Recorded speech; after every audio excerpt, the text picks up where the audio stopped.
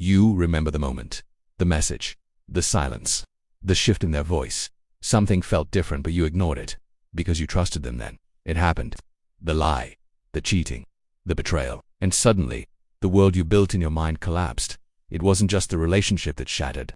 It was your sense of safety, your certainty, your belief in them. Betrayal is more than just pain. It's a profound disorientation. You find yourself replaying conversations, analyzing every sign you might have missed. You ask yourself, over and over, how could they do this to me?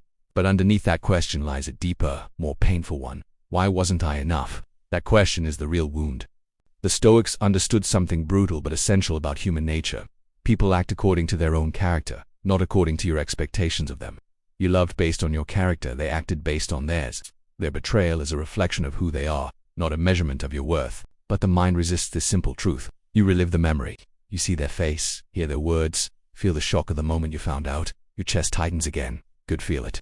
Do not suppress it. Healing doesn't begin with denial. It begins with clarity. You are attached to the idea of permanence. You believed, this is mine, this will last, this is secure. But the Stoics teach us that nothing is truly owned. Not people, not loyalty, not promises. Everything is borrowed. This reframing is harsh, but it is also freeing. You were entrusted with them for a time, and now, that time is over. The pain you feel is resistance to this change, not proof that you are worthless.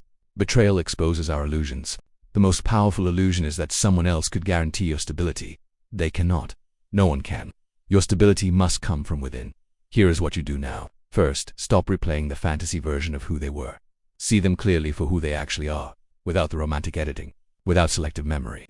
See their actions as they were, not as you wish they had been. Second, separate what you truly lost from what you only imagined losing. Did you lose love, or did you lose an expectation of love? Did you lose your value, or did you lose their validation? Be precise in your assessment. Precision weakens suffering. It transforms a giant, overwhelming feeling into smaller, manageable facts. Third, reclaim your control. You cannot control what they did.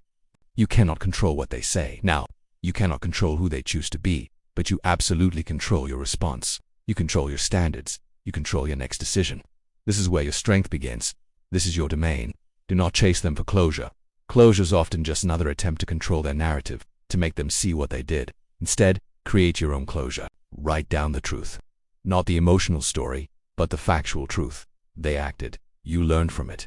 Now, you adjust your course. An experience like this can harden you, or it can refine you.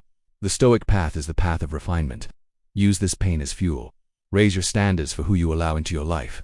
Strengthen your personal boundaries. Train your discipline to focus on what you can control. Do not rush into distraction. Do not numb yourself with meaningless activities. Sit with the discomfort. Observe it, as the Emperor Marcus Aurelius observed his own mind. Understand that this pain is temporary, but your character is permanent. This is stillness inside impermanence. You were not destroyed. You were awakened. They did not take your value. They revealed your attachment to something outside of your control. And now, you are free to build your life again, this time without illusion. We're free to build on the solid foundation of your own character.